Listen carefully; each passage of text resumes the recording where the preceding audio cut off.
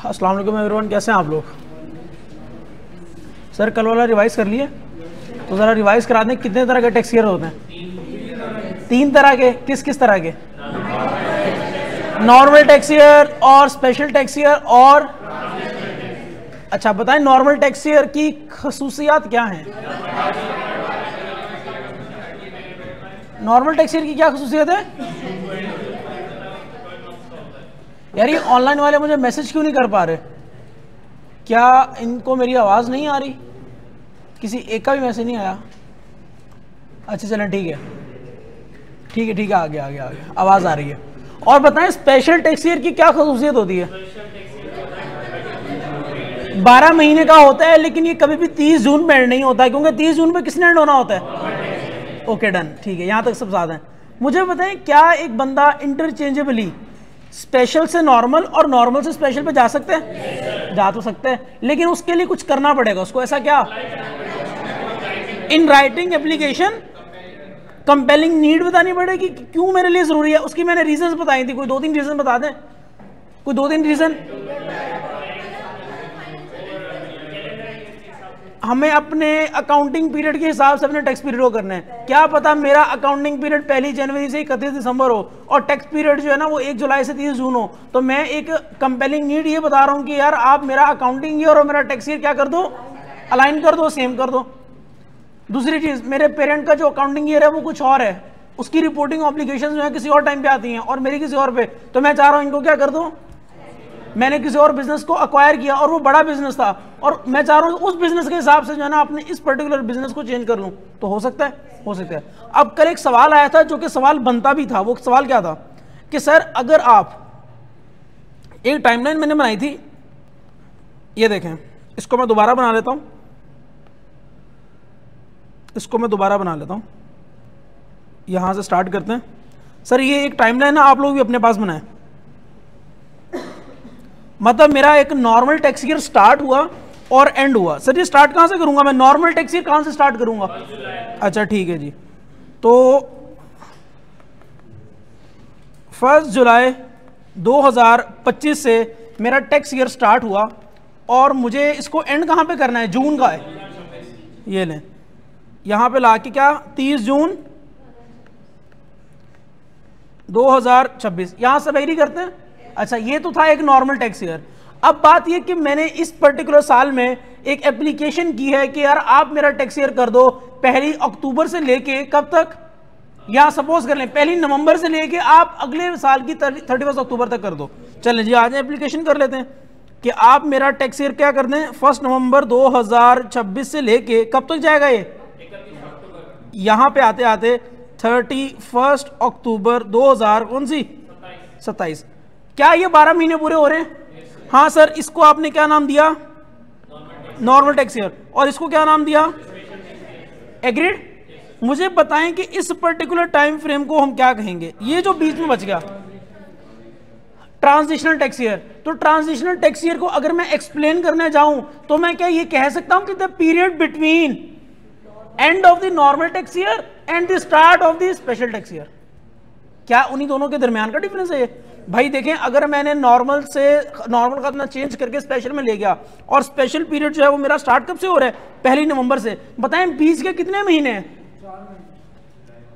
जुलाई, अगस्त, सितंबर, अक्टूबर, 4 महीने हैं ना। ये 12 महीने हैं ना, ये एंडिंग 30 जून है, तो ये नॉर्मल नहीं हो सकते। अच्छा ना ये 12 महीने हैं ना, ये अदर देन 30 जून पे एंड हो रहे हैं, तो ये स्पेशल भी नहीं हो सकते। ऐसे ही है ना, स्पेशल की खसूसियत में एक ये तो है ना कि वो 12 महीने का होगा, तो ये 12 तो नहीं है, 12 से कम है। तो कहने का मतलब ये हुआ कि the period between the end of the normal tax year and the start of the special tax year, इस टाइम फ्रेम को, इस पीरियड को मैं क्या बोलूंगा? Transitional tax year. कि जिस टाइम पीरियड में मैं ट्रांजिशन कर रहा हूं अपनी, कहां से, नॉर्मल टू स्पेशल या स्पेशल टू नॉर्मल। आइए बात समझ, यहां तक साथ में सब। चलें इस टाइमलाइन को अपने पास बनाए पहले।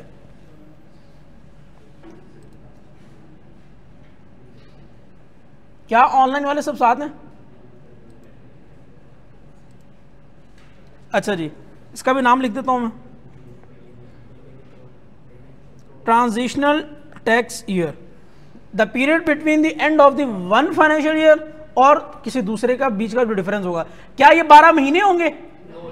ये अगर 12 महीने होते तो ये स्पेशल टैक्स ईयर होता, जो कि आगे मैंने आप लोगों को बना के दिखा दिया है। चलें जी, ठीक है, यहां तक सब साथ हैं। सर बना लिया आपने? चलें, कहता है कि where the tax year of a person changes, जहां पे उसका टैक्स ईयर चेंज होता है। क्या हमने भी टैक्स ईयर चेंज ही किया था?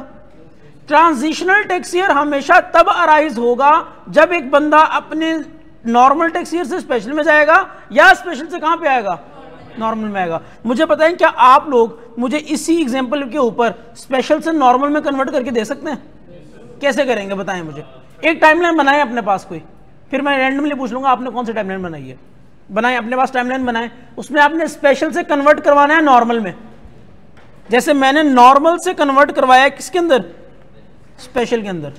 तो आप स्पेशल से कन्वर्ट करवाएं नॉर्मल में। बनाएं जी अपने पास। अगर मैं एक टाइमलाइन बनाऊं कुछ इस तरह की कि मैं यहां पे डेट्स का नाम बता देता हूं आपको। ये देखें, यहां पे मैं लिखता हूं फर्स्ट, आप लोगों ने एग्री करना है मुझसे, 1 जनवरी 2025, और इसको मैं ले आया 31 दिसंबर 2025। क्या ये स्पेशल टैक्स ईयर है? अब मुझे नॉर्मल में कन्वर्ट करवाना है, तो बताएं मैं आगे कब से स्टार्ट लूंगा? अब मुझे स्टार्ट लेना चाहिए 1 जुलाई 2026 से, और इसको एंड कहां पे करवाना चाहिए? 30 जून 2000। अब बताएं ट्रांजिशनल कितना बन गया? ट्रांजिशनल कितना बन गया? यहां पे जैन, फेब, मार्च, अप्रैल, मई और जून। ये जो 6 महीने हैं ना, ये 12 महीने हैं, और ये एंडिंग 30 जून पे है, लेकिन ये 12 महीने नहीं है। तो नॉर्मल टैक्स ईयर तो नहीं कहलाएंगे, बल्कि क्या कहलाएंगे? Transitional tax year. ठीक है जी। कहां बेटा? इसको करना चाहिए था 1 जुलाई 2026, ऐसा है? ये लें, इसको करना चाहिए 1 जुलाई 2026। ठीक है जी, यहीं से स्टार्ट करेंगे और यहीं में एंड करेंगे ना। चलें ठीक है। अब जरा इस बात को रीड करें और फिर मुझे बताएं क्या आपको समझ आती है ये बात। रीड करें इसको जरा 2-3 लाइनों को। ऑनलाइन वाले हजरात,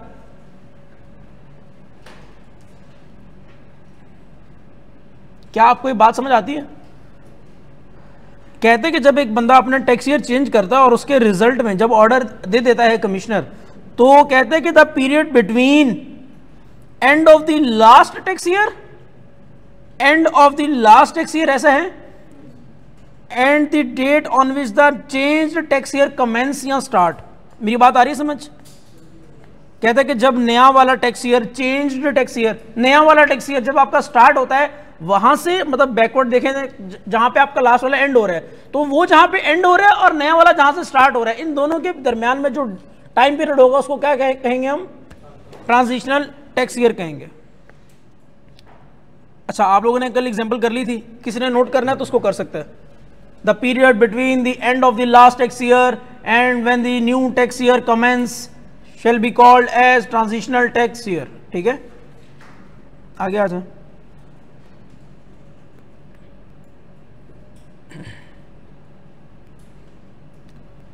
डेफिनेशन पे आए वापस। डेफिनेशन में आ जाते हैं तो हमें क्या पता चलता है कि हर बंदा हर साल, एवरी पर्सन, हर एक टैक्स ईयर में, तो बताएं अगला कंपोनेंट कौन सा है? टैक्स ईयर का कंपोनेंट तो हो गया, अब बताएं अगला कंपोनेंट पर्सन। मतलब पहले मुझे पर्सन को आइडेंटिफाई करना पड़ेगा। मैंने टाइम लाइन तो आइडेंटिफाई कर ली है कि कब मुझे टैक्स लगाना है, अब मुझे किसको आइडेंटिफाई करना पड़ेगा? जब मैं एक पर्सन को किस पे लगाना है इसको आइडेंटिफाई कर लूंगा ना, तो एक बंदा भी आ गया, टाइम लाइन भी आ गई। फिर हम उसके बाद क्या लेंगे? उसकी टैक्सेबल इनकम लेंगे उस पर्टिकुलर टाइम पीरियड की, और जब हमने उस पर्टिकुलर टाइम की टैक्सेबल इनकम ले लेंगे, उसके बाद एक रेट गिवन होगा हमारे पास इसी चैप्टर के अंदर, वो जब लगा देंगे तो क्या आ जाएगी हमारे पास? लायबिलिटी आ जाएगी। ऐसे ही है कुछ। मेरी बात आ रही है समझ? तो आ जाए किसके ऊपर? आप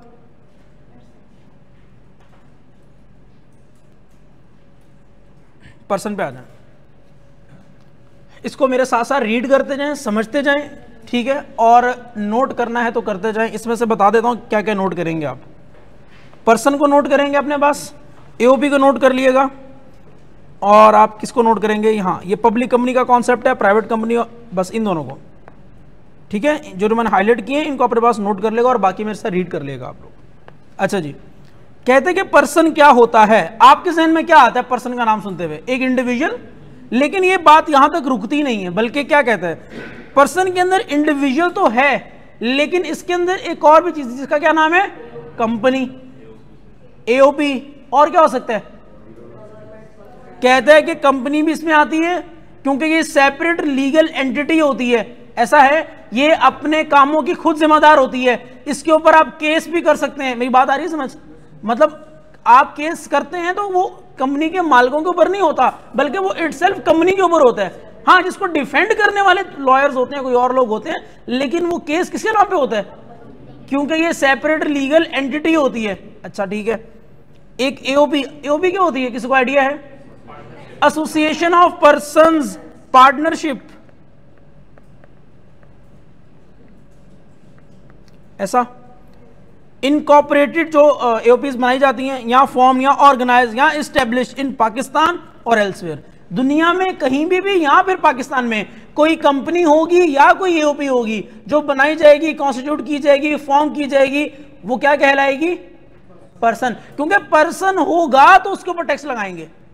मतलब आप किसी जानवर के ऊपर टैक्स लगाएंगे नहीं, तो किसके ऊपर लगाना है आपने? उसके लिए पहले आपको आइडेंटिफाई करना पड़ेगा कि क्या ये बंदा लायबल टू पे टैक्स है या नहीं है। ऐसा है तो पर्सन। इसी तरह हमने कुछ बातें की थी सेल्स टैक्स में, वहां पे भी हम आइडेंटिफाई करते थे, अगर किसी को याद हो। किसको आइडेंटिफाई करते थे? हम देखते थे सप्लाई चेन में मैन्युफैक्चरर है, डिस्ट्रीब्यूटर है, होलसेलर है, रिटेलर कौन सा? टायर 1 या other than tyre 1? Tyre 1 retailers. मेरी बात आ रही है समझ? हम इन लोगों को आइडेंटिफाई करते थे, फिर इनके ऊपर टैक्स लगाते थे, सबके ऊपर नहीं लगाते थे। इसी तरह इनकम टैक्स में भी आपको आइडेंटिफाई करना है कि पर्सन कौन है। वो पर्सन जो इंडिविजुअल है, ठीक है, और इंडिविजुअल भी वो जिसके टैक्सेबल इनकम एक सर्टेन अमाउंट से ज्यादा है। क्योंकि आगे जाके मैं आपको एक कॉन्सेप्ट पढ़ाऊंगा कि 6 लाख से कम के ऊपर टैक्स नहीं लगता। सही है? तो अब वो बंदा जो आपके और मेरे जैसा है, सॉरी आपके जैसा है, जिसकी 6 लाख से कम इनकम है, तो वो टैक्स देगा? मैं तो वैसे नहीं देता, वो अलग बात है। चलिए, फेडरल गवर्नमेंट, प्रोविंशियल गवर्नमेंट और political sub division of a foreign government, ये सारी चीजें भी क्या कहलाती हैं? आपको मैंने एक कॉन्सेप्ट बताया था कि सूबे अपने अपने पास बिजनेसेस करते हैं और सूबे दूसरे सूबों में जाके भी कारोबार करते हैं। तो इस बात का मतलब ये हुआ कि जब ये सूबे एक किसी और दूसरे प्रोविंस में जाते हैं, कारोबार करते हैं, टैक्स देते हैं, तो वो जो सूबा जहां पे जाके कारोबार कर रहे हैं वो क्या समझते हुए टैक्स लगा रहे हैं? इनको पर्सन समझ रहे हैं तो टैक्स लगा रहे हैं ना इनको। तो इस बात का मतलब हुआ कि federal government itself, foreign government या political sub division of a foreign government, मतलब हमने पॉलिटिकली जो है ना इन्फ्लुएंस लोगों को एक साइड पे कर दिया है। पीटीआई वालों को एक अलग डिवीजन बनाई हुई है, नॉन लीग वालों की अलग बनाई हुई है और किसी की अलग बनाई हुई है। मतलब एग्जांपल दे रहा हूँ, ये तो फॉरेन गवर्नमेंट की बात कर रहा है। हमने किस बेसिस पे? पॉलिटिक्स की बेसिस पे हमने उनको अलग अलग किया हुआ है। तो ये भी क्या कहलाती है? ये भी पर्सन ही कहलाता है। ठीक है, आगे आ जाए। और पब्लिक इंटरनेशनल ऑर्गेनाइजेशन कौन सी होती हैं? Any example?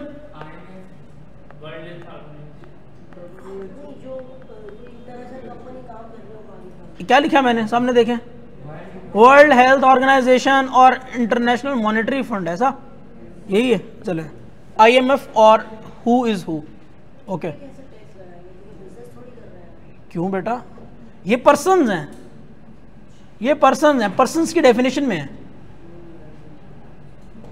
आगे चलें। अच्छा, अब बात करते हैं एओपी। अब एओपी उसने ऊपर बता तो दिया कि हाँ पर्सन्स में आता है, लेकिन एओपी में इटसेल्फ क्या क्या आता है ये भी जरूरी है। आपके जहन में आता होगा कि यार एओपी में आती है सिर्फ वो वाली पार्टनरशिप जहां पे दो लोग आपस में मिलकर कारोबार कर रहे हैं, एक सर्टेन प्रॉफिट की जो परसेंटेज है वो शेयर कर रहे हैं आपस में। आप लोगों के जहन में आती होगी बात, लेकिन इस पूरी डेफिनेशन को समझ रहे हैं कि टैक्स वाला किसको एओपी कहता है। एओपी कहते हैं कि इसके अंदर कोई फर्म होती है, फर्म का वही मतलब है जो आपको समझ आता है, जो मुझे समझ आता है। सपोज कर लें कोई ऑडिट की फर्म है, ऑडिट की फर्म में कौन होते हैं? पार्टनर्स होते हैं। तो पार्टनर्स मिलकर कारोबार कर रहे होते हैं। तो इस तरह की कोई फर्म है, कोई लॉ की फर्म है, किसी टैक्स की फर्म है, ये आती हैं। अ हिंदू अनडिवाइडेड फैमिली, कोई बता सकता है इसका मतलब? हिंदू अनडिवाइडेड फैमिली जो पाकिस्तान के बंटवारे पे इंडिया से पाकिस्तान में नहीं आए थे, बल्कि पाकिस्तान में पहले से आबाद थे, डिवाइडेड नहीं थे जी।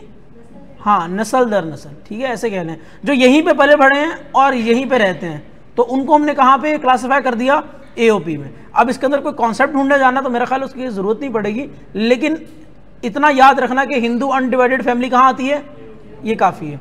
ये वो वाली फैमिलीज हैं जो पाकिस्तान और इंडिया के जब बंटवारे के ऊपर जब उनके बीच में लाइन खिंच चुकी थी, तो अरे कौन सी क्या हो गया, बॉर्डर खिंचा ना जब दोनों के बीच में, तब की बात कर रहा हूं मैं, ठीक है। एन आर्टिफिशियल जुडिशियल पर्सन, और कहता है कि anybody of the person formed under the foreign law but does not include a company. कहते हैं कि ऐसा कोई भी पर्सन जो लॉ के अंदर तो फॉर्म किया जाएगा लेकिन वो कंपनी नहीं होगा, क्योंकि अगर वो कंपनी होता तो किसकी डेफिनेशन में जाता, वो फिर कंपनी की डेफिनेशन में जाता। जो चीज कंपनी होगी वो तो यहाँ पे फॉल कर जाएगी, वो इस सारे में फॉल कर जाएगी। यहाँ पे आपको फॉरेन जो लॉ के मुताबिक बनी हुई होती है कंपनीज, वो भी नजर आएंगी। कहते हैं कि कोई भी और ऐसी एसोसिएशन जो किसी फॉरेन लॉ के अकॉर्डिंग बनी है लेकिन वो कंपनी नहीं है, तो वो कहां पे आएगी, एओपी में आएगी। तो तीन चीजें हो गई हैं, एक तो फर्म, दूसरी हिंदू अनडिवाइडेड फैमिली, और तीसरी एनीबॉडी ऑफ द पर्सन जो बनी है किसके मुताबिक, किसी फॉरेन लॉ के अकॉर्डिंग, लेकिन वो कंपनी नहीं है, तो वो कहां पे आ रही है, एओपी में आ रही है। इसकी एग्जांपल बेटा बाहर की ओपीज, बाहर की एओपी, जो बाहर एओपीज बन रही हैं वो किस में क्लासिफाई करूंगा मैं, एओपीज में करूंगा। वो बनाई तो जा रही हैं, फॉर्म्ड और कॉन्स्टिट्यूट तो की जा रही हैं, लेकिन बाहर के लॉ के अकॉर्डिंग, पाकिस्तान के लॉ के अकॉर्डिंग नहीं। आप लोग यहां पे पार्टनरशिप का कॉन्सेप्ट पढ़ते हैं, पढ़ रहे होंगे ना बी लॉ में, पार्टनरशिप का एक्ट नहीं पढ़ा, पार्टनरशिप का एक्ट नहीं पढ़ा आप लोगों ने भी, चलने भी नहीं पढ़ा। जब वो पढ़ लेंगे वो पाकिस्तान में जो है ना वो इनेक्ट है, वो बाहर नहीं है, बाहर का कोई और लॉ होगा, जो भी बाहर का कानून होगा उसके मुताबिक जो कंपनी बनेगी वो यहाँ पे भी क्या कहलाएगी, एओपी। आगे चलते हैं, ये आता है, लेकिन क्या एओपीज की भी सेपरेट आइडेंटिटी होती है, एओपीज की कंपनीज की क्या सेपरेट आइडेंटिटी नहीं होती। मतलब अगर मैं चाहूँ किसी एओपी पे केस करना तो मैं नहीं कर सकता। आज आप चाहें उठ के किसी ऑडिट फर्म के पार्टनर के ऊपर केस करें तो कर सकते हैं, वो ऑडिट फर्म पे केस होगा ना, वहाँ के एनवायरनमेंट के हिसाब से और वहाँ के लोगों के हिसाब से, ठीक है। कहते हैं कि फर्म का क्या मतलब होता है, firm mean the relationship between the persons who have agreed to share the profits of the business carried on by all or any of them acting for all. इस बात का क्या मतलब होता है, कुछ स्लीपिंग पार्टनर्स भी होते हैं, चाहे तो सारे मिलके काम कर रहे हो, अगर सारे मिलके काम नहीं कर रहे तो जो लोग काम कर रहे होंगे वो क्या आपस में प्रॉफिट शेयर करते हैं, तो उनको क्या कहा जाता है, फर्म कहा जाता है। स्लीपिंग पार्टनर नहीं, फर्म कहा जाता है। क्या कहा जाता है, फर्म कहा जाता है। तो फर्म में यही होता है, कुछ लोग आपस में मिलते हैं और एग्री करते हैं कि हाँ यार 30% तुम्हारा, 40% तुम्हारा, 50% मेरा, इस तरह से एग्रीड। और ये हम किस चैप्टर में पढ़ेंगे जाके, चैप्टर नंबर 12 में, एओपी के चैप्टर में जाके, इसके ऊपर पूरा चैप्टर है हमारा एओपी का, ठीक है। आगे आ जाएं, बोर्ड का क्या मतलब है, अगर आगे कहीं भी बोर्ड का वर्ड यूज होगा तो उसका क्या मतलब होगा, board of revenue established which is FBR. आगे आ जाए कंपनी की डेफिनेशन। कंपनी के अंदर वो कंपनी आती है जो कंपनीज एक्ट के अकॉर्डिंग बनती है। अब ये पढ़ा इसलिए रहा हूं ताकि पता चले कि यार जब सवाल में एक बंदा आया हुआ है क्या वो पर्सन में फॉल करता है नहीं, और अगर वो फॉल करता है तो क्या उसकी इनकम टैक्सेबल इनकम है या नहीं, और अगर उसकी इनकम टैक्सेबल इनकम है तो इसके ऊपर टैक्स कितना लगेगा। ये हम इसलिए पढ़ रहे हैं इस पर्सन को। स्मॉल कंपनी भी होती है, इसमें शेयर कैपिटल जो है ना वो 50 मिलियन के अंडर होता है, ठीक है, ये स्मॉल कंपनीज होती हैं। Body corporate formed by under any law in force in Pakistan. Body corporate is a company, yes, body corporate is equal to company in Pakistan, ये भी कंपनी की डेफिनेशन में आती है। मुदारबा, मुदारबा क्या होता है, एक बंदे का पैसा और एक बंदे की स्किल्स होती हैं। भाई एक बंदा कहता है मुझे काम आता है बहुत अच्छा, दूसरा कहता है नहीं यार मुझे काम नहीं आता लेकिन मेरा पैसा बहुत अच्छा है। वो कहता है ऐसा करो तुम पैसा लाओ, मैं अपनी लाता हूँ एक्सपर्टीज, और मिलकर हम क्या करते हैं, कारोबार, और कारोबार करने के बाद इसमें से जो होगा तुम मुझे दे देना और खुद भी रख लेना। तो उस बिजनेस को हम क्या कहते हैं, मुदारबा। तो मुदारबा भी किस में आता है, कंपनी में आता है। Body incorporated bye under any law of a country outside Pakistan, मतलब किसी और लॉ के अकॉर्डिंग बनी है जो पाकिस्तान के बाहर है, लेकिन वो है क्या, बॉडी कॉर्पोरेट। ऐसा body corporate is a company. Foreign association whether incorporated or not which the board has, मतलब कहते हैं कि ऐसी कोई भी बॉडी जिसको हमारे बोर्ड ने, बोर्ड कौन सा था, एफबीआर ने क्या कर दिया हो, एफबीआर ने उसको डिक्लेयर कर दिया हो कि वो कंपनी है, ऐसा है? मतलब एफबीआर जो चाहे वो कर सकता है। तो बाहर की किसी भी ऐसी बॉडी को अगर हमारे एफबीआर ने कह दिया कि ये कंपनी है तो हम उसको क्या कंसिडर करेंगे? कंपनी। और बोर्ड उसको एक ऑर्डर के तहत करेगा, बाय जनरल और स्पेशल ऑर्डर। और ये जनरल और स्पेशल ऑर्डर कहाँ पे आते हैं? ये एफबीआर की वेबसाइट पे अपलोड होते हैं। ऐसा प्रोविंशियल गवर्नमेंट, ये भी कंपनी ट्रीट की जाती है। लोकल गवर्नमेंट इन पाकिस्तान, ये जो म्यूनसिपल्स की गवर्नमेंट होती हैं, हमारे लोकल एरियाज में जो गवर्नमेंट बनी होती हैं, ये सारी भी किस में आती हैं? कंपनी में आती हैं। कोऑपरेटिव सोसाइटी और फाइनेंस सोसाइटी और एनी अदर सोसाइटी, ये भी कंपनी में आती है। NPO, what is NPO? क्या करती क्या है ये? प्रॉफिट कमाती है? नहीं, प्रॉफिट नहीं कमाती है। ये लोगों की वेलफेयर के लिए, फलाह बहबूद के लिए काम करती है और इसका मकसद प्रॉफिट नहीं होता, प्रॉफिट कमाना नहीं होता। Trust, equity or a body of a person establish or under any law in force in Pakistan, और कहता है कि and includes member of the federal board of revenue to whom power of the board have been delegated. Board का कोई भी बंदा होगा जिसको ये सारी पावर्स डेलीगेट की होंगी, वो भी कंपनी में आता है। अब ये पूरी ना उसने लिस्ट दे दिया उठा के, इसमें से काम की बातें क्या हैं? काम की बातें ये हैं, company, small company, body corporate, foreign association, provincial, local और एनपीओ। ये जो बातें हैं ना, ये आपके जहन में होनी चाहिए कि यार ये कंपनी में फॉल करती है। रीजन क्या है इसकी रीजन क्या है? अगर आपको वो न्यूमेरिकल देगा और न्यूमेरिकल दे इन लोगों का, तो उस पर रेट कोई और इस्तेमाल होगा। मेरी बात आ रही है समझ? क्योंकि इंडिविजुअल्स के लिए रेट का हिसाब किताब अलग है और कंपनीज के लिए जो रेट का हिसाब किताब है वो अलग है। तो ये तो रेट में आगे जाके पढ़ाऊंगा, लेकिन कंपनी को और कंपनी में कौन कौन लोग आते हैं इनको आइडेंटिफाई करना इसलिए जरूरी है क्योंकि टैक्स का रेट इन दोनों के लिए अलग है। यहां पे जो रेट इस्तेमाल होगा वो अलग है और ऊपर जो रेट इस्तेमाल होगा वो अलग है। इसलिए बता रहा हूं कि इनको याद रखना, जहन में रखना जरूरी है, लेकिन सिर्फ जहन में रखना ही जरूरी है, रट्टा नहीं मारना है इसको। आगे चलें जी। बेटा आखिरी कहता है कि एफबीआर का कोई भी ऐसा मेंबर जिसको ऊपर वाली सारी पावर्स डेलीगेट की गई हो तो वो भी कंपनी में आएगा। ठीक है सर, जो कंपनी ऑर्डिनेंस 1984 2016 उनका क्या होगा? बेटा 1984 वाला और 2016 वाला तो है नहीं, 2017 वाला है। ये इस ऑर्डिनेंस के तहत जो बनी है ना, वो अल्टीमेटली 2017 में फॉल कर गई है ना। कंपनीज एक्ट 2017 में वो जब फॉल कर गई हैं तो अकॉर्डिंगली वो भी कंपनीज ही हैं, क्योंकि ये रिपील्ड ऑर्डिनेंस हैं। तो जो नए ऑर्डिनेंस आते हैं वो आके फिर इनको क्या कर देते हैं, वो आके इनको रिप्लेस कर देते हैं। ठीक है ना, और चीज़ें मोर ओवर सेम ही होती हैं। हाँ, चीज़ें नहीं होती हैं लेकिन जो बेसिक्स हैं वो तो सेम होंगी ना। अब मैं जिस कंपनी को as per company ordinance company बोल रहा हूँ, उसको 2017 में भी तो कंपनी बोल रहा हूँ ना यार, उसको थोड़ी चेंज कर दूंगा मैं। ठीक है ना।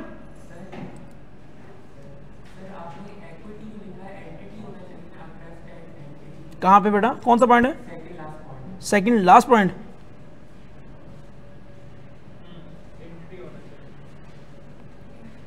इसको मैं चेक कर लेता हूं उससे। इस तरह की गलतियां आ रही है ना, आइडेंटिफाई करते रहे, क्योंकि अभी किताब गई नहीं है इनकम टैक्स की पब्लिश होने के लिए। आगे चलें, ये ज़रा ज़रूरी बात है, इसको ज़रा ध्यान से पढ़ना है आप लोगों ने। पब्लिक कंपनी क्या होती है, ये इसलिए बता रहा हूँ पास पेपर में आई हुई है, बहुत बार आई हुई है चीज़। आई हुई है सर, की हुई आपने भी की हुई है, आई हुई था ना पास पेपर में। तो इसको ज़रा ध्यान से करना और इसको नोट भी करना अपने पास। कहते हैं कि पब्लिक कंपनी कौन सी होती है। ये चीज़ काम आएगी आपको चैप्टर नंबर 9 में जाके, ज़्यादा वहाँ पे काम आएगी, लेकिन अगर अभी समझ लेंगे तो ज़्यादा अच्छा है। पब्लिक कंपनी क्या होती है? प्राइवेट कंपनी तो बहुत आसान है, क्या लिखा हुआ है उसके लिए? वो कंपनी जो पब्लिक कंपनी नहीं है वो क्या है? Private company. ये तो समझ आता है, लेकिन पब्लिक कंपनी समझ लेंगे तो इस बात का मतलब ये होगा कि जब भी हमें कंपनी देगा, अगर वो पब्लिक नहीं होगी तो फिर उसको कहां क्लासिफाई करेंगे? अच्छा, पढ़ के बताएं मुझे। अ कंपनी, जी नहीं, उसकी जरूरत नहीं है। क्यों? उसकी जरूरत क्यों नहीं है? जो पब्लिक में फॉल नहीं करती वो कहां पे आएगी? सिंपल, उसकी जरूरत नहीं है। अगर हम ए बी सी और डी इन चार को हम जरा अच्छे से समझ लें और ये हर जगह पे अप्लाई करें तो जो इसमें फॉल कर जाएगा वो पब्लिक कहलाएगा। और उसने खुद से कह दिया कि जो इसमें फॉल नहीं करता वो कहां पे आएगा? प्राइवेट में आएगा। सिंपल। तो ये ज्यादा आसान बात होगी ना हमारे लिए। कि जैसे प्राइवेट कंपनी वो है जो पब्लिक कंपनी नहीं है। सिंपल सी बात है ना। तो अब हमें आइडेंटिफाई क्या करना है, मतलब हम एक सिरे से पकड़ेंगे, दूसरा सिरा ऑटोमेटिकली हमें पता चल जाएगा कहां पे, ऐसा। A company in which not less than 50% of the shares held by the federal or provincial government। ये फेडरल और प्रोविंशियल गवर्नमेंट कहाँ होती हैं? पाकिस्तान में यहीं पे होती हैं। फेडरल गवर्नमेंट मींस हमारे इस्लामाबाद वाली जो गवर्नमेंट है वो, और प्रोविंशियल गवर्नमेंट सूबों की गवर्नमेंट। कहते हैं कि अगर किसी सूबे की इन्वेस्टमेंट किसी कंपनी में 50% से ज्यादा है ना, तो वो कंपनी क्या कहलाएगी? पब्लिक कंपनी कहलाएगी। और अगर ये कलेक्टिव इन्वेस्टमेंट 50 से कम है तो क्या कहलाएगी? प्राइवेट कहलाएगी। तो थ्रेशोल्ड क्या दिया उसने? 50% ऑफ द शेयर्स। मतलब अगर 100 रुपए का शेयर कैपिटल है और उसमें से 55 रुपीज का जो शेयर कैपिटल है वो है पंजाब गवर्नमेंट का। अब बताएं कि ये जो कंपनी होगी पब्लिक है या प्राइवेट है? पब्लिक है। और अगर मैं बोलूं कि यहां पे सिर्फ आपने एक ही बात पढ़ी है और कोई बात अभी तक नहीं पढ़ी कि प्रोविंशियल या फेडरल, बताएं अगर एक कंपनी है 100 रुपए का शेयर कैपिटल है, 20 रुपए की इन्वेस्टमेंट उसके अंदर फेडरल गवर्नमेंट की है और कुछ भी नहीं बताया, बाकी आपकी मेरी इन लोगों की है, ऐसा? चलो ठीक है। A company in which not less than 50% of the shares are held by the foreign government. Foreign government कौन सी होती है? किसी भी बाहर वाले मुल्क की। सपोज करना हमारी किसी कंपनी के अंदर सऊदीया की इन्वेस्टमेंट है, ऐसा हो सकता है? हो सकता है, बिल्कुल। क्या कह रहे हैं आप? फौजियों की कंपनी में अमेरिका की इन्वेस्टमेंट है? कुछ कहा है आपने ऐसा? अच्छा चलो ठीक है, नहीं कहा ऐसा? चलो नहीं कहा होगा यार, क्या हो गया? इस मामलों में आप चुप रहते हैं जी? ज्यादा हो सकता है, लेकिन हमें मिनिमम थ्रेशोल्ड बताएगा या मैक्सिमम बताएगा? हाँ बिल्कुल हो सकता है, बिल्कुल हो सकता है, यस, प्रोवाइडेड के कम्युलेटिव थ्रेशोल्ड 50 से ऊपर चला जाए। कहते हैं कि वो कंपनी जिसमें not less than 50% of the shares are held by the foreign government या फिर foreign company owned by the. अब ये दो चीजें, इसको जरा गौर से समझना है।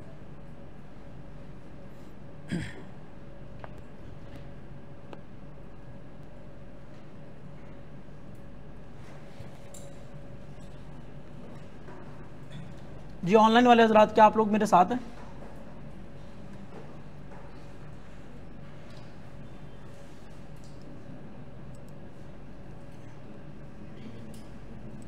अच्छा जी।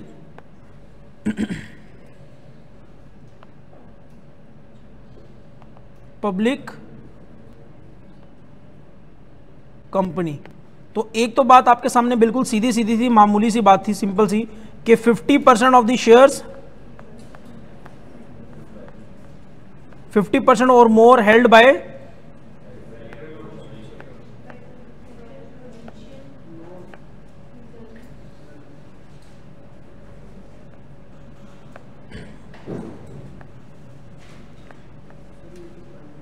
डेली लेट आना है, क्या ख्याल है? डेली लेट आना है? रिकॉर्डिंग ले लिया करें, फिर मतलब आने की क्या जरूरत होती है? अब आधा लेक्चर तो गुजर चुका है। इसके बाद सेकेंडली क्या कह रहे हैं? 50% और मोर हेल्ड बाय, यहां पे दो चीजें हैं, इसको जरा समझना जरूरी है। हेल्ड बाय किसके? Foreign government. एक तो चीज सिंपल है कि फॉरेन गवर्नमेंट की इन्वेस्टमेंट हमारी कंपनी के अंदर 50% से ज्यादा हो या कम हो? ज्यादा हो। एक तो ये मामूली सी बात है। अब दूसरी चीज, यहां पे कहते हैं कि किसी फॉरेन कंपनी ने इन्वेस्टमेंट की हो हमारे पास, ये देखें, फॉरेन कंपनी ने इन्वेस्टमेंट की हो हमारे पास, लेकिन रिक्वायरमेंट एक और भी अराइज कर दी, क्या? कि ये जो फॉरेन कंपनी है, ये जो फॉरेन कंपनी है, इसका मालिक कौन हो? ये ऑन्ड बाय फॉरेन गवर्नमेंट हो। दो चीजें होगी, या तो डायरेक्टली फॉरेन गवर्नमेंट आके हमारे पास इन्वेस्टमेंट करे 50% से ज्यादा, तो हम क्या होंगे? Public company. अगर ये काम नहीं हो रहा तो किसी फॉरेन कंपनी ने इन्वेस्टमेंट की हो, लेकिन उस फॉरेन कंपनी के मालिक कौन हो? Foreign government. मेरी बात आ रही है समझ? क्योंकि गवर्नमेंट जब पैसा कहीं पे डालती है तो वो असल में क्या रिप्रेजेंट करती है, पब्लिक के स्टेक को। अगर फेडरल गवर्नमेंट पैसा डालेगी तो वो पैसा फेडरल गवर्नमेंट का नहीं है बल्कि किसका है, अवाम का है। प्रोविंशियल गवर्नमेंट पैसा डालेगी तो वो पैसा अवाम का है। मेरी बात आ रही है समझ। और इसी तरह मैं ये भी तो कह सकता हूं कि मैंने अकेले बंदे ने अकेली कंपनी बना ली, सिंगल मेंबर कंपनी बना ली, तो कंपनी का पैसा कभी भी पब्लिक को रिप्रेजेंट नहीं करता। हाँ, गवर्नमेंट का पैसा जरूर रिप्रेजेंट करता है। आ रही मेरी बात समझ। तो इस वजह से बोला कि या तो हो हमारे पास फेडरल गवर्नमेंट, या हो प्रोविंशियल गवर्नमेंट, या फिर कोई ऐसी फॉरेन गवर्नमेंट, या फिर कोई ऐसी फॉरेन कंपनी जिसकी मालिक कौन हो, यह बात जरूरी है। Foreign company on by foreign government, ये लिख लिएगा, बहुत काम आएगी बात। अच्छा, इसके बाद क्या कहते हैं, वो कंपनी जिसके shares were traded on the registered stock exchange इन पाकिस्तान। क्या ऐसा है, जो कंपनीज लिस्टेड हैं पाकिस्तान स्टॉक एक्सचेंज पे, क्या वो पब्लिक कंपनीज हैं? क्यों ऐसा, क्यों? क्योंकि उनके शेयर्स वाइडली अवेलेबल हैं फॉर पब्लिक। आप भी चाहें तो उसमें इन्वेस्ट कर सकते हैं, कोई और भी चाहे तो उसमें इन्वेस्ट कर सकता है। तो जिसको रिप्रेजेंट पब्लिक करती है वो क्या होगी, पब्लिक कंपनी होगी। ऐसा ही है, जिसके शेयर्स कहां पे अवेलेबल हैं। अब मुझे एक बात बताएं कि कोई ऐसी कंपनी जिसके शेयर्स न्यूयॉर्क की स्टॉक एक्सचेंज पे लिस्टेड हो, क्या वो पब्लिक कंपनी होगी? वो पब्लिक कंपनी होगी? बताएं मुझे, सोच के बताएं, सोच के बताएं। एक बार इस पॉइंट को पढ़ें, एक बार इस पॉइंट को पढ़ें, एक बार इस पॉइंट को पढ़ें। क्योंकि देखें, जब मैं लॉ पढ़ाता हूं ना, खास तौर पे टैक्स जो चीजें बताता है हमें उसके एम्बिट में रहते हुए सोचना होता है। ये है टैक्स की बात है। यहां पे अगर मैं किसी एक चीज का स्टेटस तब्दील कर दूंगा ना तो उसकी टैक्सेबिलिटी चेंज हो जाएगी। ये आपको भी समझ आता है। मुझे ये थर्ड वाला पॉइंट पढ़ के बताएं कि अगर कोई कंपनी लिस्टेड है न्यूयॉर्क स्टॉक एक्सचेंज पे या लंदन की स्टॉक एक्सचेंज पे, क्या वो पब्लिक कंपनी होगी या नहीं होगी? क्योंकि यहां पे स्पेसिफिकली किसको अलाउ किया हुआ है उसने, जो पाकिस्तान स्टॉक एक्सचेंज पीएसएक्स पे जो रजिस्टर्ड होगा, मैं सिर्फ उसी को पब्लिक कंपनी मानूंगा। तो न्यूयॉर्क वाली स्टॉक एक्सचेंज हमारे लिए लिस्टेड कंपनी, पब्लिक कंपनी नहीं है। तो जब वो पब्लिक कंपनी नहीं है, अगली बातें हम कहां करेंगे, चैप्टर नंबर 9 में, इनकम फ्रॉम कैपिटल गेन में। क्योंकि होता क्या है, देखें, इनकम फ्रॉम कैपिटल गेन में आप लोग जाएंगे ना तो वहां पे आप लोगों को आइडेंटिफाई करना पड़ेगा क्या ये कंपनी प्राइवेट है या क्या ये कंपनी पब्लिक है, क्योंकि दोनों का टैक्स का ट्रीटमेंट अलग अलग है। अगर मैं एक कंपनी को बोल रहा हूं कि यार ये पब्लिक कंपनी है तो उसका ट्रीटमेंट टैक्स का कुछ और है, उसका टैक्स किसी और तरह से कंप्यूट होता है। और अगर मैं ये कह रहा हूं कि यार एक कंपनी प्राइवेट कंपनी है तो उसका टैक्स किसी और तरह से कंप्यूट होता है। तो ये मुझे आज आइडेंटिफाई करना पड़ेगा कि कौन सी कंपनी पब्लिक है, कौन सी कंपनी प्राइवेट है। ऐसा तो मुझे बताएं, 3 बातें भी तो कोई हैं, क्या क्या? या तो 50% से ज्यादा किस किस की हो, अच्छा, दूसरा या तो 50% से ज्यादा हो किसी फॉरेन गवर्नमेंट की, या फिर किसी फॉरेन कंपनी की जिसको ऑन करती हो फॉरेन गवर्नमेंट। याद हो गया। तीसरी चीज, वो कंपनी जिसके शेयर्स वाइडली अवेलेबल हो पब्लिक को और लिस्ट हो किसके ऊपर, पाकिस्तान स्टॉक एक्सचेंज पे। यहां तक बात समझ आ रही है? इसको भी लिख लेते हैं उसमें।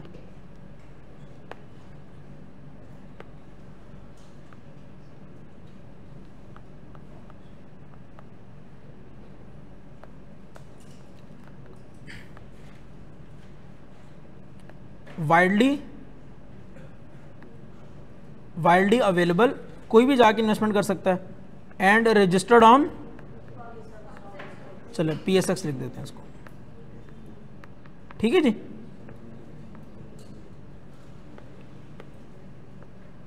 Pakistan stock exchange.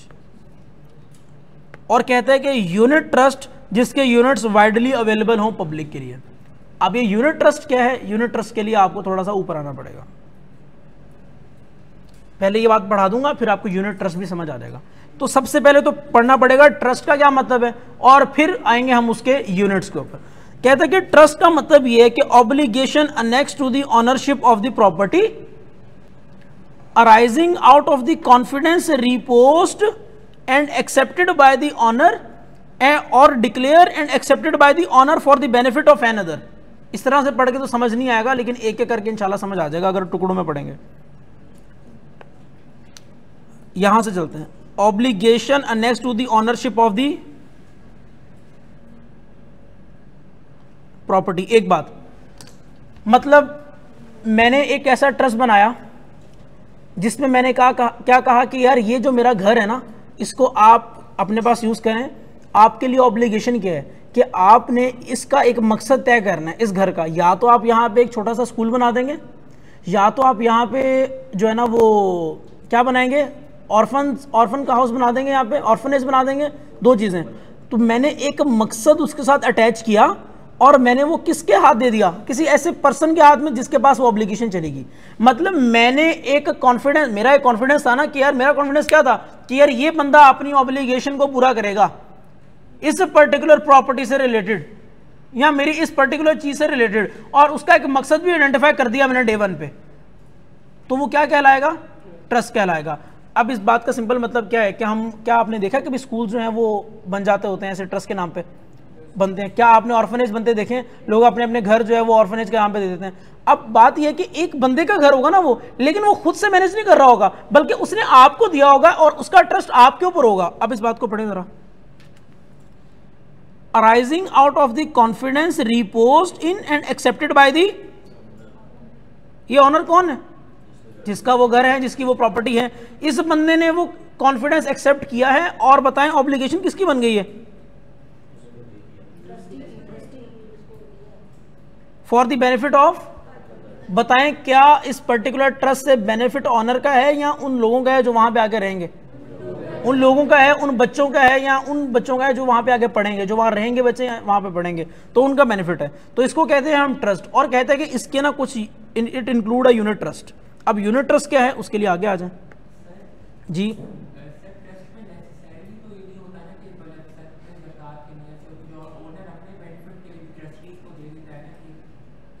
जो आप बात कर रहे हैं वो अलग चीज़ है, जो आप बात कर रहे हैं वो अलग चीज़ है। मतलब होता ये कि वो आप बात कर रहे हैं डोनेशन टाइप के,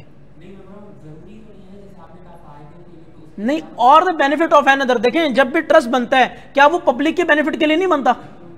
मतलब ट्रस्ट में किसी खास पार्टी का बेनिफिट तो हो ही नहीं सकता ना। मैं बोलूं कि यार मैंने ट्रस्ट बनाया और किस लिए बनाया, मैंने सजाद के लिए बनाया ट्रस्ट, ऐसा हो सकता है? नहीं ना भाई, वो तो वाइडली अवेलेबल होगा सबके लिए। अगर ये फायदा उठा सकता है तो कोई और भी उठा सकता है। आप पढ़ने वाले ट्रस्ट में गए हैं, दूसरे वाले में नहीं। ठीक है जी जी।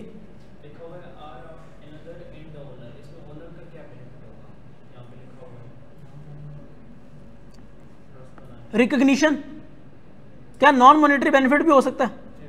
तो क्या सोसाइटी में जिनके बड़े बड़े ट्रस्ट उनका नाम नहीं होता? होता है। तो ये इसमें सिर्फ यही बेनिफिट है, फाइनेंशियल इंटरेस्ट नहीं है, उसको मैं लिंक नहीं कर रहा इसीलिए क्योंकि फाइनेंशियल इंटरेस्ट मेरा हो नहीं सकता। आप जो बच्चे रखे मैं पैसे थोड़ी लूंगा उनसे, मैं या जिनको पढ़ाऊंगा पैसे थोड़ी लूंगा उनसे मैं। तो ट्रस्ट बनाया किसकी के लिए गया है? किसी और के बेनिफिट के लिए। हाँ, मेरा इसमें ये बेनिफिट हो सकता है कि जो नॉन मॉनेटरी नेचर का होगा। नॉन मॉनेटरी मीन्स कि उसके अंदर पैसा इन्वॉल्व नहीं होगा, थोड़ा सा क्या किस टाइप का बोल सकता हूँ मैं, सोशल बेनिफिट हो सकता है, मेरा सोशल बेनिफिट हो सकता है। अच्छा, यूनिट ट्रस्ट। अब इसके अगर हम यूनिट्स बना दें, इसी ट्रस्ट के units, any trust under which the beneficial interests are divided into units such that the entitlements of the beneficiaries to income or capital are determined। अब देखिए मेरी बात सुने, मैंने बनाया एक ट्रस्ट और मैंने ना उसके कुछ हिस्से बना दिए। मैंने बोला कि ए मेरे भाई, अगर आप चाहते हो कि इस ट्रस्ट में अपना हिस्सा लो तो आप इसके यूनिट्स खरीद लो, और यूनिट्स खरीद के आप भी इसमें क्या करो, कंट्रीब्यूट करो। अब बात यह कि ट्रस्ट की ना और भी रीजन हो सकती हैं। ट्रस्ट स्पेसिफिकली इसलिए नहीं हो सकता कि वो बच्चों को ही फायदा देना है या किसी और को। क्या हॉस्पिटल्स भी बन जाते हैं? बन जाते हैं। अब हॉस्पिटल जब बनते हैं ट्रस्ट के केस में, तो मुझे बताएं क्या वहां पे दवाइयां नहीं बिकती हैं? वहां पे मरीजों का इलाज भी होता है, दवाइयां बिकती हैं। अब वो हम या तो चाहे सब्सिडाइज रेट पे बेचें, या तो हम चाहे उसको पूरे पैसे लेके बेचें। इलाज क्या पता मुफ्त चल रहा हो और दूसरी तरफ जो डिस्पेंसरी ओपन की हुई वहां से हम पैसा कमा रहे हो। तो ये सारे के सारे बेनिफिट्स लिंक हो सकते हैं इसके साथ, लेकिन इसका बेनिफिट उठाएगा कौन? जो इसका असल में मालिक होगा। अब मालिक चाहता है कि यार इसके यूनिट्स बना दे, तो वो यूनिट्स वाइडली अवेलेबल कर देगा। आप चाहो तो 10 लाख का यूनिट खरीद लो, आप चाहो तो 10 लाख का यूनिट खरीद लो, तो आप लोगों की भी कंट्रीब्यूशन हो जाएगी इस ट्रस्ट के अंदर। और मालिक के पास भी पैसे आएंगे। तो उसी ट्रस्ट के अगर मैं यूनिट्स बना दूं तो वो क्या कहलाएगा, यूनिट ट्रस्ट। और कहता है कि यही यूनिट ट्रस्ट अगर इसके यूनिट्स वाइडली अवेलेबल हो पब्लिक के पास तो वो कहां पे आ जाते हैं। सिर्फ ये बताने के लिए उसने इतनी डेफिनेशन इंक्लूड की है कि वो यूनिट ट्रस्ट जिसके units widely available to public हैं। वाइडली अवेलेबल टू पब्लिक का क्या मतलब है कि किसी एक खानदान की इजारादारी नहीं है, कोई एक स्पेसिफिक ग्रुप ऑफ पीपल जो है ना वो नहीं आके इसको इन्वेस्ट कर सकता है यहाँ पे, बल्कि कोई भी आगे कर सकता है। इस सोशल कॉज के लिए कोई भी आगे कंट्रीब्यूट कर सकता है। तो ये क्या कहलाएगा, पब्लिक कंपनी कहलाएगा। ये यूनिट ट्रस्ट जो कि ट्रस्ट है इटसेल्फ, ये क्या कहलाता है, पब्लिक कंपनी कहलाता है। बेटा आप मुझे बताएं, आप प्राइवेट कंपनी समझना आसान हो गया। जो चीजें ऊपर फॉल नहीं करती कौन कौन सी, अच्छा मैं एग्जांपल बनाता हूं। मेरी एक कंपनी है पाकिस्तान में जो कि लिस्टेड है, बताएं पब्लिक और नॉट, पब्लिक है, ठीक है। मेरी एक कंपनी है पाकिस्तान में लिस्टेड नहीं है, लेकिन इसमें इन्वेस्टमेंट है किसी दुबई के शेख की। अब आपने सवाल किया कितनी है, मैं बोल रहा हूं कि वो इन्वेस्टमेंट है मेरे पास 49%। बताएं क्या ये पब्लिक कंपनी है, नहीं पब्लिक कंपनी नहीं है। एक चीज और, मेरे पास एक कंपनी है और इसके अंदर इन्वेस्टमेंट है किसी फॉरेन कंपनी की 55%, but it is not owned bye the foreign government. अब बताएं पब्लिक कंपनी है, प्राइवेट कंपनी, ठीक है। मेरी एक कंपनी है, इसके अंदर इन्वेस्टमेंट है 30% फेडरल की और 25% इन्वेस्टमेंट है मेरे पास प्रोविंशियल की। बताएं क्या ये पब्लिक कंपनी है, कैसे, क्या कहते हैं आप, 30% किसकी है, फेडरल की, और 25% किसकी है, प्राइवेट और पब्लिक। आपने कम्युलेटिव बेसिस पे देखना है, कम्युलेटिव बेसिस पे देखिए, मैंने वर्ड पहले भी यूज किया था, कम्युलेटिव बेसिस पे देखना है। और यहां पे आइडेंटिफाई करके कितना बना, थ्रेशोल्ड एक्सीड हो गया 50 का, 55 पे चला गया, तो हम इसको क्या क्लासिफाई कर देंगे, बेटा प्रोविंशियल भी लोगों को डिपिक्ट कर रहा है, मतलब वो भी पब्लिक को दिखा रहा है, और फेडरल भी पब्लिक, ठीक है। तो इसलिए मैंने कम्युलेटिव बेसिस पे पहले ही बोला था कि आप, जी जी नहीं, अगर इन्वेस्टमेंट दोनों की होगी तो देखें ये, और इसलिए एक पॉइंट यहां पर रोक दिया मैंने, फिर अगला पॉइंट मैंने यहां पर रोक दिया। मैं बोल रहा हूं कि 50% शेयर है फेडरल के, मैं बोल रहा हूं 50% है प्रोविंशियल के, लेकिन अगर इन दोनों के हों एक सिनेरियो के अंदर, अगर इन दोनों के हों एक ही सिनेरियो में, तो फिर मैं क्या करूंगा बताएं, फिर मैं कम्युलेटिव बेसिस पे क्राइटेरिया बनाऊंगा और देखूंगा कि क्या यार ये 50 एक्सीड कर रहा है या नहीं कर रहा। ये पास पेपर आया हुआ है, इसलिए वही सेम ट्रीटमेंट मैंने आपको बता दी, ठीक है, केस स्टडी आई हुई है।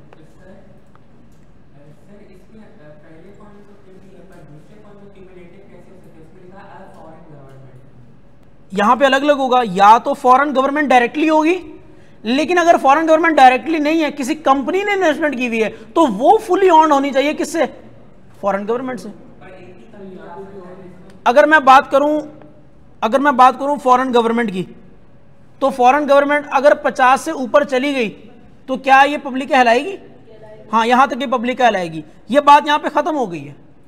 अब इसके बाद एक और सेकंड पॉइंट आया है, क्या कि अगर किसी फॉरेन कंपनी ने इन्वेस्ट किया है और उसको ऑन किया है किसी, तो फिर वो भी पब्लिक कहलाएगी, प्रोवाइडेड कि इन्वेस्टमेंट कितनी होनी चाहिए, 50 से ज्यादा। जी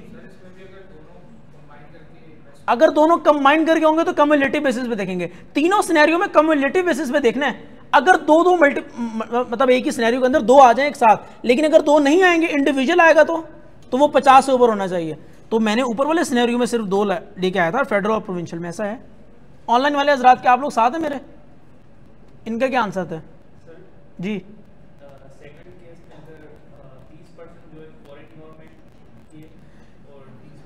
सेकंड केस में अगर 30% है किसी अमेरिकन गवर्नमेंट की और उसके बाद किसी और कंपनी की है और उसको ऑन करती है कोई और गवर्नमेंट, तो कम्युलेटिव बेसिस पे देखना। अगर 50 से ऊपर जा रहा हो तो उसको पब्लिक में क्लासिफाई कर देना, और अगर 50 से ऊपर ना जा रहा हो तो उसको कहां पे ले आना।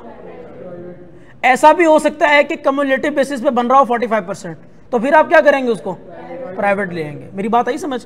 आपने कम्युलेटिव बेसिस पे देखना होता है। क्या आप लोग सब साथ हैं? स्क्रीन आ रही है ना आपको?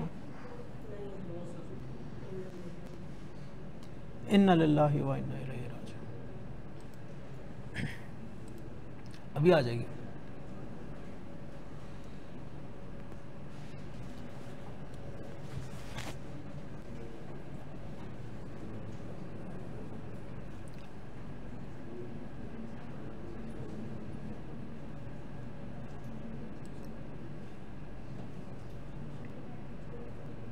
आगे चलें।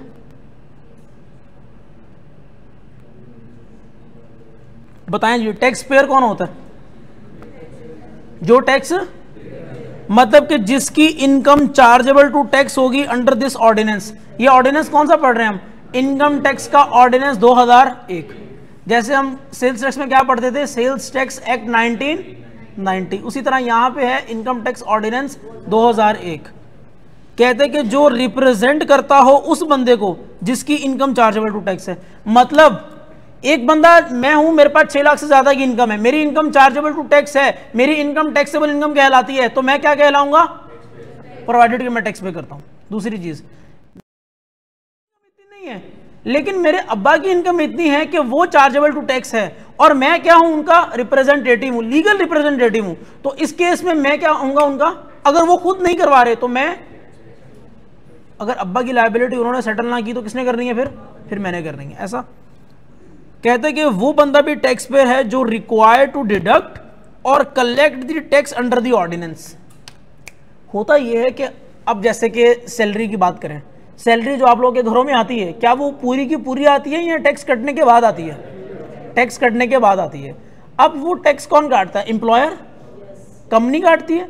वो कंपनी ने जो टैक्स को डिडक्ट किया या उसने टैक्स को कलेक्ट किया, वो उसका अपना है या गवर्नमेंट का है? वो गवर्नमेंट का है। तो अब इस पर्टिकुलर सिनेरियो में मैंने उस बंदे को भी टैक्स पेयर बोला। क्यों बोला उसको टैक्स पेयर? क्योंकि वो जितना भी पैसा डिडक्ट करेगा या कलेक्ट करेगा, किसको सबमिट करवाएगा? तो वो टैक्स पेयर कहलाएगा। आ रही मेरी बात समझ? 3 चीजें होगी।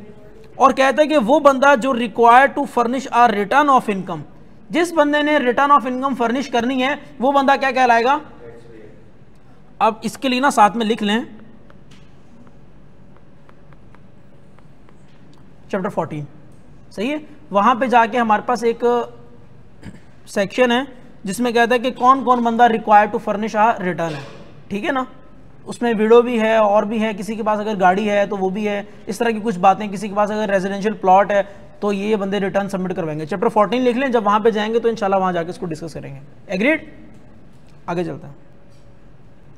एनपीओ, ये डेफिनेशंस आज आप लोगों को पढ़ा रहा हूं, तो इंशाल्लाह कल हम किस पे आ जाएंगे? न्यूमेरिकल वाली चीज़ों पे आ जाएंगे फिर से। ये पढ़ाना इसलिए ज़रूरी है क्योंकि कल को अगर मैं सेम वर्ड यूज़ करूं तो आपको पता हो कि यार मैं क्या बोल रहा हूं, ठीक है? अगर मैं बोलूं पब्लिक कंपनी तो आप कंफ्यूज नहीं करेंगे उसको प्राइवेट कंपनी के साथ, क्योंकि पब्लिक कंपनी का मतलब क्या होता है? फिर से रिवाइज करवा दें। 50% से ज़्यादा फेडरल के हों, प्रोविंशियल के हों, किसी फॉरेन गवर्नमेंट के हों, किसी फॉरेन कंपनी की हो जिसको ऑन करती हो फॉरेन गवर्नमेंट, या वो कंपनी जो लिस्टेड हो स्टॉक एक्सचेंज पे, या कोई ऐसा यूनिट ट्रस्ट जिसके वाइडली अवेलेबल हो। जरा बोल के दिखाएं ना आप लोग भी ऐसे। बोले बोले।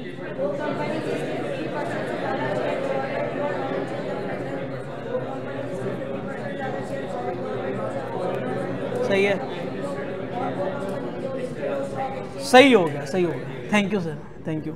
आगे आ जाए। एनपीओ, एनपीओ को भी रीड कर लें। एनपीओ मैंने ऊपर पढ़ाया था, अब उसी की एक्सप्लेनेशन है। ऊपर बताया था एनपीओ होता क्या है, सिर्फ यहां पे उसकी explanation. NPO means any person other than the individual which is, ये एनपीओ जो है ना as per section 42 of companies act form होती है, नॉन प्रॉफिट ऑर्गेनाइजेशन, ठीक है, एज पर कंपनीज एक्ट। तो ये इंडिविजुअल तो नहीं होता, बल्कि ये इसकी भी एक सेपरेट लीगल आइडेंटिटी होती है। कहते हैं कि इस्टेब्लिश की जाती है फॉर रिलीजियस, पेपर में इंशाल्लाह नहीं पूछेगा आपसे लेकिन आइडिया ले लें। कहते हैं किसी religious, educational, charitable, welfare purpose के लिए, लेकिन किसके लिए? किसी एक बंदे के लिए, जनरल पब्लिक के लिए, फॉर जनरल पब्लिक, और डेवलपमेंट पर्पस के लिए, और for the promotion of amateur sports excluding recreational clubs where the joining fee for membership exceed 1 million. मतलब अगर कराची क्लब है तो वो एनपीओ में नहीं आता। कराची क्लब अगर है जिसकी फी 1 मिलियन से ज्यादा है तो वो इसमें नहीं आता। एग्जाम्पल दे रहा हूं सिर्फ आप लोगों को, कहने का मतलब जिसकी ज्वाइनिंग फी 1 मिलियन से ज्यादा है वो इन क्लब्स के अंदर नहीं आते, बल्कि और छोटे मोटे क्लब्स आते हैं जहां पे हम चाहते हैं कि यार कुछ इस तरह के स्पोर्ट्स को वो किया जाए, प्रमोट किया जाए जो अभी इतने ज़्यादा प्रमोट नहीं हुए पहले से, एमेच्योर स्पोर्ट्स ऐसा। और इसके बाद formed and registered under any law as non profit organisation, यहां पे लिख लें section number 42 of companies act. ये आप लोग इंशाल्लाह जब सी लॉ पढ़ेंगे या पढ़ रहे होंगे तो जाके वहां पे मैच कर लीजिएगा। नहीं बेटा याद नहीं करनी, यही तो बोला थोड़ी देर पहले, इसको याद नहीं करना, इसको देख लें और समझ लें। हाँ एमसीक्यू में आ सकता है, एमसीक्यू में पूछ सकता है। देखिए आप जब से एमसीक्यूज आ गए हैं 10 नंबर के, तो किसी भी चीज़ का एमसीक्यूज बन सकता है, किसी भी चीज़ का बन सकता है, ठीक है। तो ये जहन में रख सकते हैं आप, ठीक है जी। हाँ अब आए हैं इस पर्टिकुलर अटेम्प्ट से। और किस सब्जेक्ट में आए हैं? ऑडिट में आए हैं, कॉस्टिंग में भी आ गए हैं, और किस में आए हैं? लॉ में। लॉ में तो पहले भी थे, डेटा में है। चले तो एमसीक्यूज ऐसी चीज़ है, मतलब इजी मार्क्स होते हैं, 7-8 नंबर आप इजीली निकाल सकते हैं 10 में से। कहते हैं कि अप्रूव्ड किया हो इसको कमिश्नर ने फॉर स्पेसिफाइड पीरियड और on application made by such person in the prescribe form and manners. कहता है कि सिंपली हमारे पास एनपीओ वो है जो किसी रिलीजियस या वो किसी एजुकेशनल या किसी चैरिटेबल पर्पस के लिए बनाई गई हो, और उसका पर्पस किसको सर्व करना हो? जनरल पब्लिक को सर्व करना हो, ठीक है। एक बात आपको हंसी आ रही है, कोई जरूरी बात हुई है, कोई मजे की बात हुई है, सुना दें हमें भी।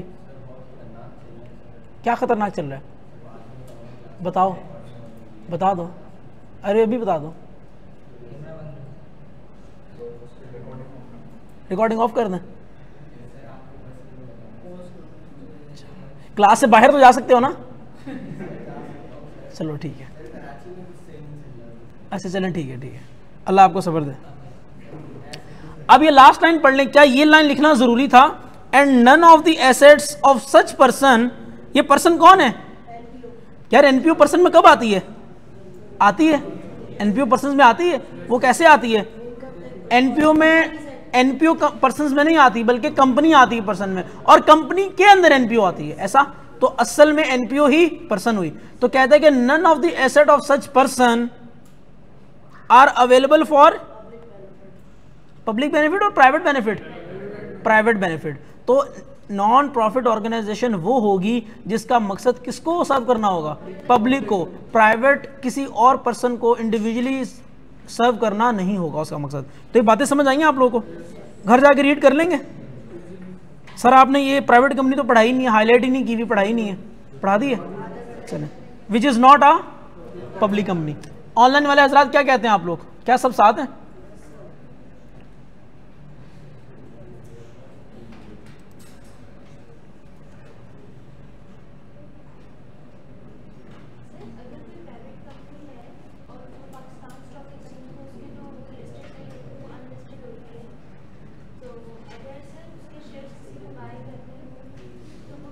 नहीं कर सकते।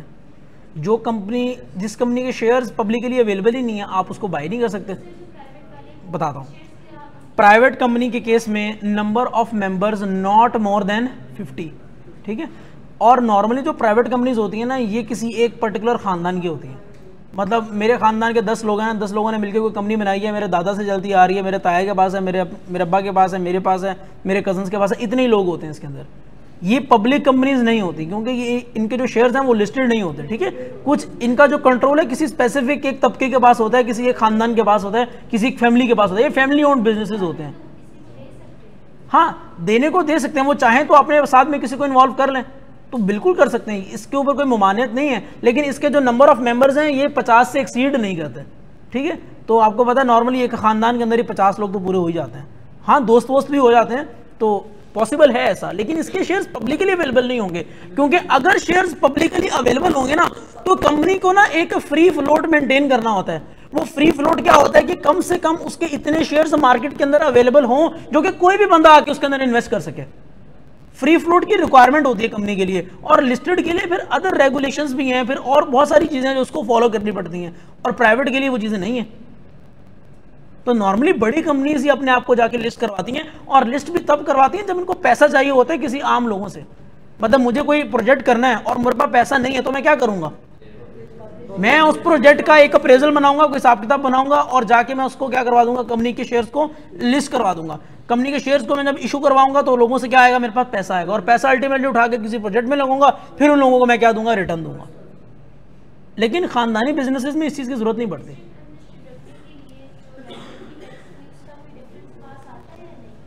टैक्स में एक चीज जरा गौर से सुन लिएगा, टैक्स में जो लिस्टेड कंपनी है ना, लिस्टेड कंपनी जो मैंने पढ़ाई है, जिसके शेयर्स वाइडली अवेलेबल हैं, वो पब्लिक कंपनी ट्रीट की जाती है। Other than listed company, tax वाला उसको प्राइवेट कंपनी ही कंसिडर करता है। अनलिस्टेड को भी टैक्स वाले की नजर में ये प्राइवेट कंपनी है। हाँ, अकाउंटिंग वाले की नजर में ये पब्लिक कंपनी हो सकती है। टैक्स वाले की नजर में कब होगी पब्लिक कंपनी, जब वो लिस्टेड हो जाएगी या उसके जो शेयर्स हैं वो किसके पास होंगे, ये जो मैंने आपको रिक्वायरमेंट पढ़ाई थी इनके पास। मेरी बात आ रही समझ? तो टैक्स और अकाउंटिंग वाले में तजाद हो सकता है। आपने क्या पता अकाउंटिंग में पढ़ा हो कि एक होती है पब्लिक लिस्टेड, एक होती है पब्लिक लिस्टेड, एक होती है पब्लिक अनलिस्टेड, ये पढ़ा हो। फिर आपने पढ़ा हो एक होती है प्राइवेट। टैक्स वाले की नजर में public listed is a public company, उसके बाद जो भी नीचे कचरा बचता है वो सबका सब क्या है, प्राइवेट है। आई मेरी बात समझ? इस तरह से होता है। अब उसकी भी रीजन है, टैक्स वाले ने जब पब्लिक लिस्टेड को ही पब्लिक कंसिडर किया ना और इसका टैक्स का ट्रीटमेंट अलग किया, तो अब जितनी भी लिस्टेड कंपनीज हैं इन सबका डाटा कहाँ पे अवेलेबल है, स्टॉक एक्सचेंज पे अवेलेबल है। हर तरह की इंफॉर्मेशन जो भी आती है ये इनकी अनाउंसमेंट्स में होती है, इनकी रिपोर्ट्स होती हैं, इनका डाटा पब्लिकली अवेलेबल है। आप चाहें जाके एसेस कर लें, आप चाहें जाके एसेस कर लें। तो यहाँ पे असल में ना, यहाँ पे होमोजीनियस रहना सही रहेगा। होमोजीनियस का जो वर्ड है ना वो सही रहेगा यहाँ पे, कि इन सब कंपनीज को एक ही तरह से ट्रीट किया जा सकता है जिनका डाटा पब्लिकली अवेलेबल है। एक प्राइवेट की और एक पब्लिक की, और वो इसीलिए बनाई है क्योंकि दोनों का टैक्स का ट्रीटमेंट क्या है, डिफरेंट है। बाकी इंशाल्लाह हम कैरी फॉरवर्ड करेंगे नेक्स्ट क्लास में, चैप्टर 9 में, चैप्टर 9 में, नेक्स्ट क्लास में नहीं, चैप्टर नंबर 9 में, इनकम फ्रॉम कैपिटल गेन में। ठीक है, आप आ जाएं इसके ऊपर। कल मैंने एक चीज छोटी सी समझाई थी, कुछ बताया था मैंने, कुछ याद आ रहा है आप लोगों को? 180 डेज या 183 डेज? 183 डेज। ये किसके लिए रिक्वायरमेंट थी? मैंने आपको एक चीज बोली थी, एक बंदा जो पाकिस्तान का रेजिडेंट कभी जिंदगी में रहा ही नहीं, कभी आया ही नहीं पाकिस्तान में, क्या वो लायबल है एफबीआर को टैक्स देने के लिए? नहीं। और एक बंदा जो बिल्कुल पाकिस्तान में ही रहा है, कभी बाहर गया ही नहीं, क्या वो एफबीआर को टैक्स देने के लिए लायबल है? हाँ है, अगर उसकी टैक्सेबल इनकम है। बिल्कुल ठीक बात है। पॉइंट इसके यार, हम कहां पे जाके ब्रेक लगाएं, हम कितने नंबर ऑफ डेज ऐसे रखें एक पर्टिकुलर साल के अंदर कि हम उस बंदे को बोलें कि यार हाँ ये रेजिडेंट बंदा है। ये क्या है? एक बात बताएं, रेजिडेंट में और पाकिस्तानी नेशनल होने में कोई फर्क है? बाहर का भी अगर कोई पाकिस्तान में आके रहेगा ना, और अगर वो मेरे नंबर ऑफ डेज से एक्सीड कर गया तो वो क्या कहलाएगा? रेजिडेंट कहलाएगा। मैं टैक्स नेशनलिटी की बेसिस पे लगा रहा हूं या रेजिडेंशियल की बेसिस? बहुत अच्छी बात, आप सबको समझ आई ये बात? आप सबको आ रही है समझ ये बात? भाई रेजिडेंट होना रिक्वायरमेंट है टैक्स लगाने के लिए, पाकिस्तानी नेशनल होना रिक्वायरमेंट नहीं है। एक बंदा जो पाकिस्तानी नेशनल है, कभी पाकिस्तान में आया ही नहीं, उसका बिजनेस ही बाहर है, पाकिस्तान में टैक्स देगा? नहीं देगा। लेकिन एक बंदा जो बाहर का है और पूरा साल पाकिस्तान में रहा है, उसने यहाँ पे कारोबार किया है, क्या यहाँ पे टैक्स देगा? हाँ देगा, क्योंकि कारोबार उसने कहां पे किया है? पाकिस्तान में, और रिसोर्सेज कहां की यूटिलाइज किए हैं? ठीक है, मेरी बात आ रही है समझ? उसने हॉस्पिटल पाकिस्तान के यूज किए, उसने खड्डों वाली रोड पाकिस्तान की यूज की, तो वो असल में पाकिस्तान के रिसोर्सेज को यूज करता हुआ पैसा कमा रहा है। ठीक है, चलो ऐसा। तो रेजिडेंशियल स्टेटस को आइडेंटिफाई करना बहुत जरूरी है। और इसका थ्रेशोल्ड क्या बताया था मैंने? 183 डेज। लेकिन ये इतना आसान नहीं है जितना नजर आ रहा है। 183 डेज इसको कंप्यूट करने का एक तरीकाकार है। सबसे पहले वो क्या कहते हैं, यहां से ना नॉर्मली केस स्टडी आ जाती है 4-5 नंबरों की, यहां से भी आ जाती है, और इससे पहले जो मैं पढ़ा के आया हूं वो नॉर्मल और स्पेशल टैक्स ईयर वाला, वहां से भी आ जाती है। कभी यहां से आएगी, कभी वहां से आएगी। तो हमें दोनों कर लेने हैं, या इस बार ये कर लें, अगली बार कोई और कर लेंगे? इस बार दोनों कर लेते हैं ताकि अटेम्प्ट में, अगली अटेम्प्ट में ना जाना पड़े। ठीक है, तो कहते हैं कि the determination of the residential status of a person is necessary. क्यों है necessary? As the law explicitly provide that the resident is taxable in respect of its worldwide income, and whereas the non-resident is taxable only in respect of its Pakistan source income. पहले मेरी बात को गौर से सुन लिएगा और फिर समझिएगा। बात यह है कि पाकिस्तान के रिसोर्सेज को यूटिलाइज करते हुए जो बंदा पैसा कमा रहा है, क्या उसको पाकिस्तान में टैक्स देना चाहिए? यस और नो? यस, देना चाहिए। ठीक है, अगर एक बंदा पाकिस्तान में रेजिडेंट है, पाकिस्तान में कमा रहा है, टैक्स देना चाहिए? देना चाहिए। एक बंदा जो पाकिस्तान में नहीं है, पाकिस्तान के बाहर बैठा हुआ है, लेकिन उसका बिजनेस है पाकिस्तान के अंदर, यार वो बंदा तो नॉन रेजिडेंट है। एक बंदा तो नॉन रेजिडेंट है, पाकिस्तान में आया नहीं, पूरा साल नहीं आया, एक दिन भी नहीं आया, आप बताएं, उसका बिजनेस तो पाकिस्तान में है। मतलब यह हुआ इस बात का, आपने बोला एक बंदा जो पाकिस्तान में नहीं आया, बल्कि वो क्या था, पूरे साल में नॉन रेजिडेंट था। नॉन रेजिडेंट पर्सन अपनी पाकिस्तान सोर्स इनकम के ऊपर क्या देगा? देना बनता है कि नहीं बनता? मतलब आप अगर पाकिस्तान से बाहर भी चले जाएं, आपकी यहां पे दुकान है, आपका यहां पे मैन्युफैक्चरिंग एंटिटी है, आपकी यहां पे जो रिटेलर की शॉप है, भाई आप कमा यहां से रहे हैं ना, तो आप टैक्स भी कहां देंगे? यहां देंगे, चाहे आप नॉन रेजिडेंट हैं। तो नॉन रेजिडेंट बंदा पाकिस्तान सोर्स इनकम के ऊपर क्या देता है? टैक्स देता है। एक चीज समझ आ गई है? ओके, अब आते हैं रेजिडेंट के ऊपर। रेजिडेंट पर्सन वो था जो पाकिस्तान में ही रह रहा है, नेशनल होना जरूरी नहीं है, हो नॉर्मली होता ही है, मतलब नॉर्मली पाकिस्तान लोग ही यहाँ पे रेजिडेंट होंगे, बाहर के लोग इतना आगे रहते नहीं है, लेकिन नेशनलिटी की रिक्वायरमेंट नहीं है। एक रेजिडेंट बंदा जो पाकिस्तान में कारोबार कर रहा है, क्या पाकिस्तान में टैक्स देगा? Yes, yes. लेकिन यही रेजिडेंट बंदा पाकिस्तान में रह रहा है और इसका बाहर भी कोई कारोबार है, बाहर भी इसने कोई शेयर्स खरीदे हुए हैं, बाहर भी कोई प्रॉपर्टी रेंट पे दी हुई है, बताएं क्या उसके ऊपर भी टैक्स देगा? ये सोच के बताएंगे, सोच के बताएंगे। चीटिंग कर लिया आपने यहां से। कहता है कि रेजिडेंट बंदा अपनी वर्ल्ड वाइड इनकम के ऊपर टैक्स देता है। क्यों? क्योंकि वो रेजिडेंट है पाकिस्तान का। हमने पकड़ना है रेजिडेंट पर्सन को, और हमने उस बंदे को भी पकड़ना है जो पाकिस्तान का रेजिडेंट नहीं है बल्कि पाकिस्तान के सोर्सेज से कमा रहा है।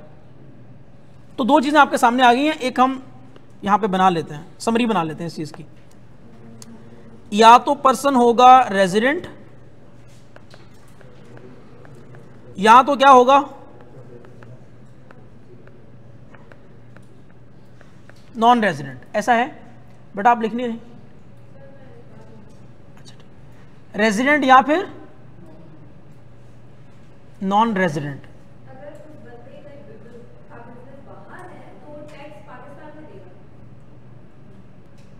अभी एक्सप्लेन करता हूं ना आगे आगे।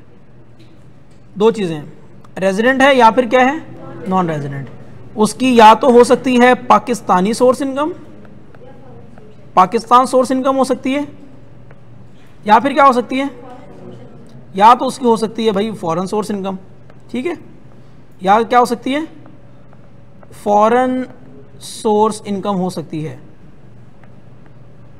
मुझे बताएं कि एक नॉन रेजिडेंट, पहले आते हैं नॉन रेजिडेंट से।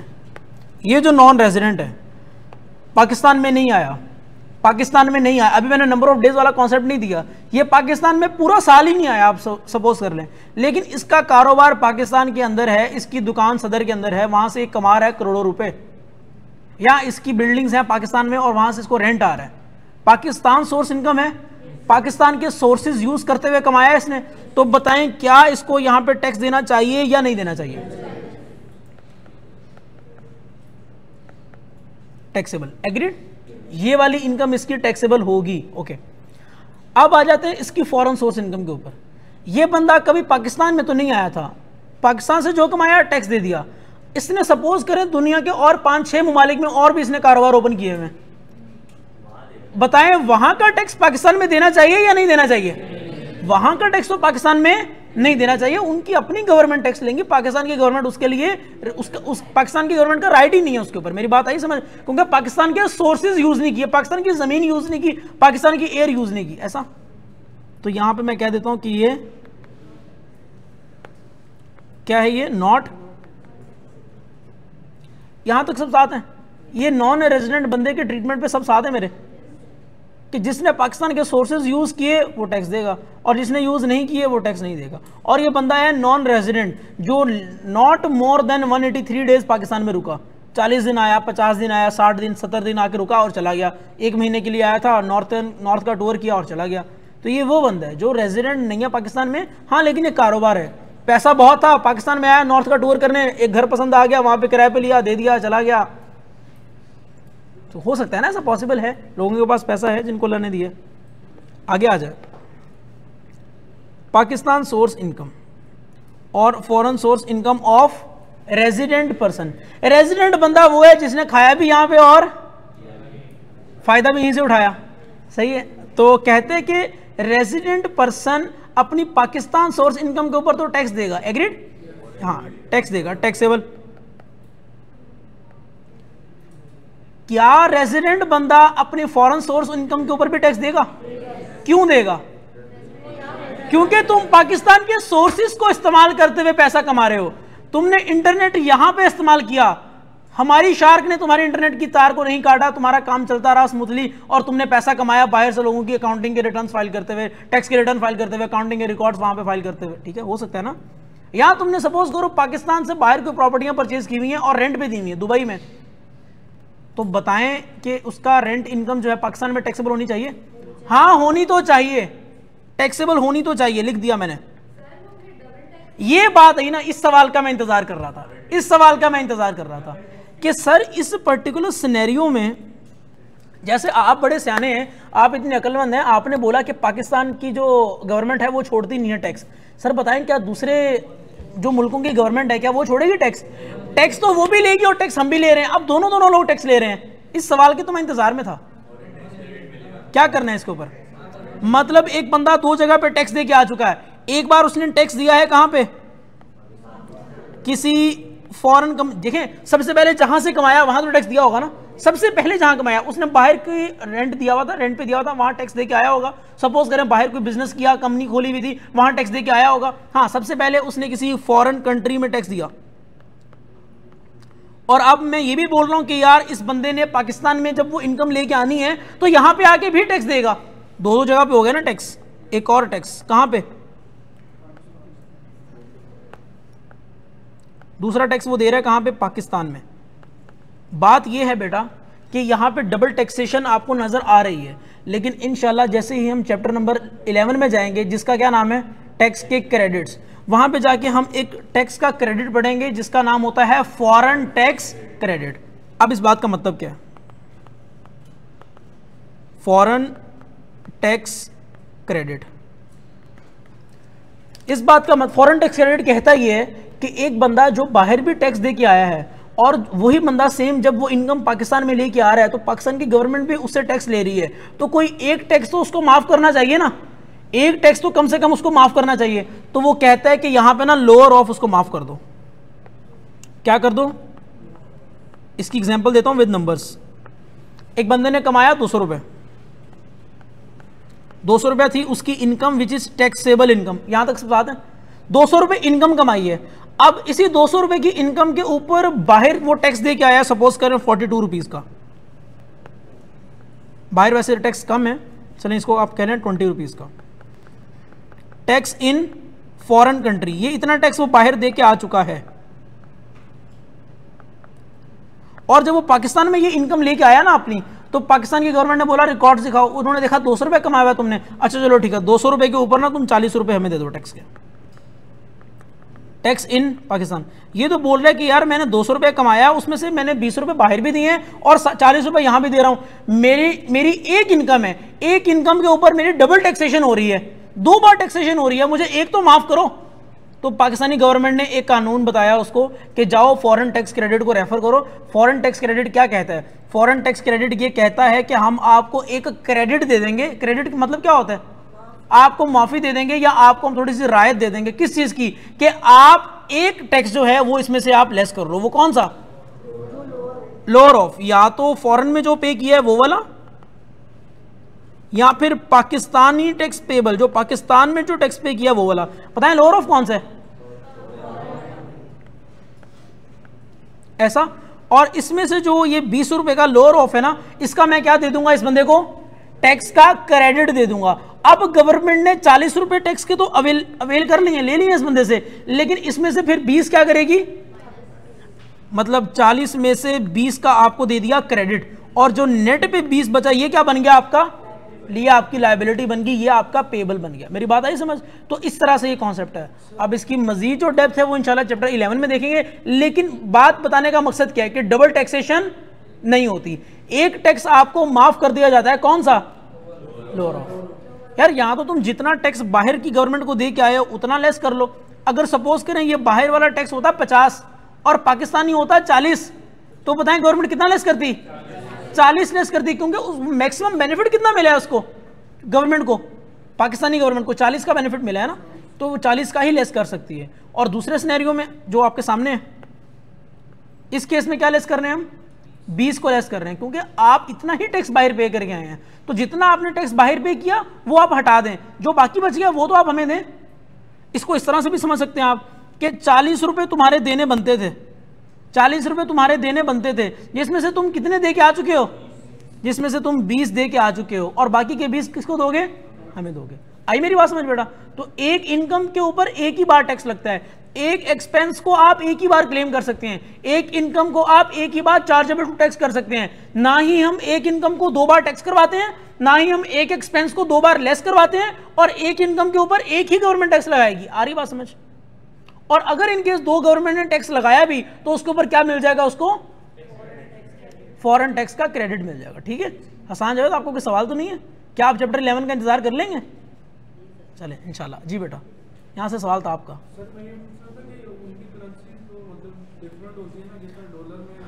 उसके लिए मुझे पता था आपका भी सवाल आएगा, मुझे ये भी पता था, इस वजह से ना फिर मैंने एक छोटा सा सेक्शन आगे डाल दिया।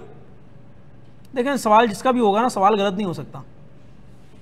मेरे जवाब में गलती हो सकती है, नहीं हो सकती है यार। ये लें 9.5 देखें क्या क्या लिखा हुआ है। मुझे पता था आपका ये सवाल आएगा कि सर उनकी करेंसी तो कुछ और होगी और हमारी कुछ और होगी, तो उसके लिए मैंने ये सेक्शन डाल दिया। मैंने नहीं डाला, मतलब इनकम टैक्स वालों ने डाला कि अगर इस तरह का सिनेरियो हो तो आपने कौन से रेट इस्तेमाल करने हैं, एक्सचेंज रेट कौन से इस्तेमाल करने हैं, ऐसा। हाँ, मतलब एक कॉमन सेंस तो यही कहती है, जो उस दिन पे प्रवेल कर रहा होगा रेट, वही रेट इस्तेमाल करेंगे। कॉमन सेंस तो यही कहती है। इंशाल्लाह आगे आएंगे तो पढ़ लेंगे इसको। क्या आप 2 दिन का इंतजार कर लेंगे? ठीक है, मजाक करता हूँ आपके साथ। तो अब मुझे बताएं, क्या ये बात आप लोगों ने नोट कर ली अपने पास? इसको नोट करें जल्दी, इसको नोट करें यार प्लीज, जल्दी नोट करें।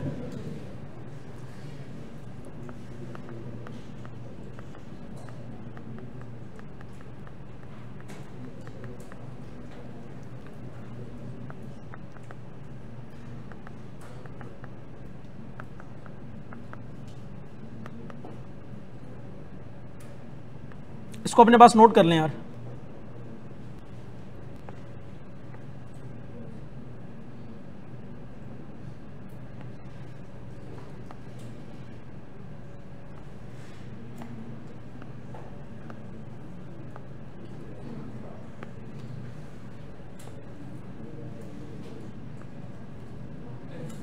जी बेटा,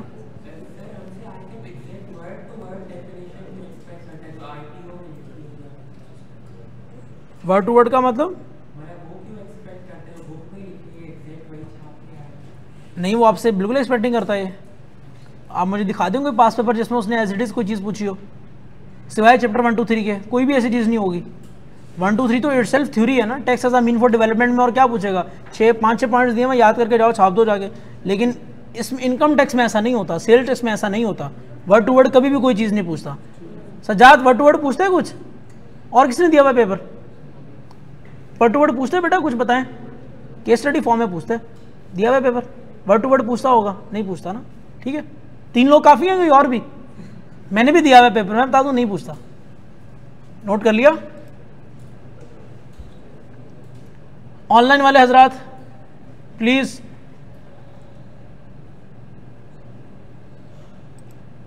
क्या आज के लिए इतना काफ़ी है और काफ़ी है? चलें फिर इसलिए और पढ़ लें थोड़ा सा।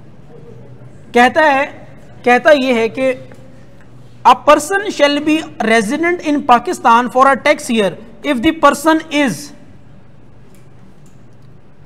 Resident individual, resident company, resident AOP for the year. अब ये पढ़ना पड़ेगा ना नीचे आके कि रेजिडेंट इंडिविजुअल कब होगा, रेजिडेंट कंपनी कब होगी, रेजिडेंट एओपी कब होगी। कहते हैं या फिर federal government. Federal government is a person और नॉट? पर्सन है, तो फेडरल गवर्नमेंट पाकिस्तान से बाहर जाती है? मेरा सवाल है, मेरा मासूमाना, कैसे जाती है? फेडरल गवर्नमेंट रिजाइड्स इन पाकिस्तान, इन इस्लामाबाद। फेडरल गवर्नमेंट पाकिस्तान से बाहर जाएगी तो पाकिस्तान के लोग भी बाहर चले जाएंगे, ये फिर किसी और मुल्क की टेरिटरी में आ जाएंगे। मेरी बात आइए समझिए, फेडरल गवर्नमेंट रहती है पाकिस्तान में एट एनी 24 घंटे रहती है, 7 दिन रहती है और 365 दिन साल में, ऐसा निकाला नहीं जा सकता इनको। अब ये बात पढ़े, उसने कितनी काम की बात बताई है। A person shall be non resident person for the tax year if the person is not a resident person for the tax year। आ रही बात समझ? प्राइवेट कंपनी वो है जो पब्लिक कंपनी नहीं है, और रेजिडेंट बंदा वो है जो नॉन रेजिडेंट नहीं है, और नॉन रेजिडेंट वो है जो रेजिडेंट नहीं। क्या बातें कर रहे हैं वो, ऐसी बातों की जरूरत नहीं थी। आगे आ जाए काम की बात पे। एक बात पढ़ा देता हूं आप लोगों को, बाकी फिर इंशाल्लाह हम कल पढ़ेंगे। छोटी सी बात जो आपने पढ़ी हुई है, रिपीट कर रहा हूं। रेजिडेंट इंडिविजुअल, देखें इंडिविजुअल अलग बात है, पर्सन अलग बात है। Individuals mean company means company, AOP means AOP, federal government mean federal government. ये कलेक्टिवली किसकी डेफिनेशन में आते हैं? अब इंडिविजुअल कब रेजिडेंट होता है ये इसका क्राइटेरिया अलग है, कंपनी कब रेजिडेंट होती है इसका क्राइटेरिया अलग है, और एओपी कब रेजिडेंट होती है इसका क्राइटेरिया। मतलब अगर मुझे देखना है ना कि एक इंडिविजुअल कब रेजिडेंट है, तो मुझे देखना पड़ेगा कि यार वो बंदा पाकिस्तान में कितने दिन फिजिकली अवेलेबल रहा, ये देखना पड़ेगा। और अगर मुझे ये देखना है ना कि एक कंपनी रेजिडेंट है या नहीं, तो मुझे देखना पड़ेगा कि क्या उसका कंट्रोल और क्या उसके अफेयर्स वो पाकिस्तान में थे या नहीं थे। और same with the case AOP, मतलब कंट्रोल्स का और अफेयर्स का क्या मतलब है कि उसके बोर्ड ऑफ डायरेक्टर्स पाकिस्तान में थे अवेलेबल या नहीं थे। आ रही मेरी बात समझ? मतलब कंपनी चल के तो कहीं नहीं जाएगी, लेकिन कंपनी के बिहाफ पे उसके रिप्रेजेंटेटिव्स तो होंगे ना जो बोर्ड ऑफ डायरेक्टर्स कहलाते हैं, तो क्या वो पाकिस्तान में अवेलेबल रहे या नहीं रहे, क्या कंपनी के मामला पाकिस्तान के अंदर रह के तय होते थे या बाहर जाके तय होते थे, ये देखना पड़ेगा मुझे, controls and affairs of the company. और अगर इंडिविजुअल की बात करूं तो भाई क्या वो अपनी 2 टांगों के साथ पाकिस्तान के अंदर है या नहीं, ये देखना पड़ेगा।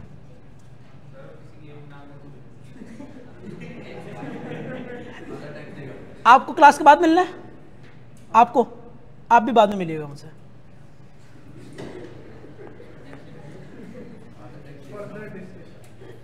अच्छा, an individual shall be the resident individual. तो यार अगर एक होगी तो क्या आर्टिफिशियल नहीं होती? होती है ना। आपका सवाल गलत है असल में, आपका सवाल मैं वहां जाके रिफ्रेश भी करूंगा और फिर इंशाल्लाह।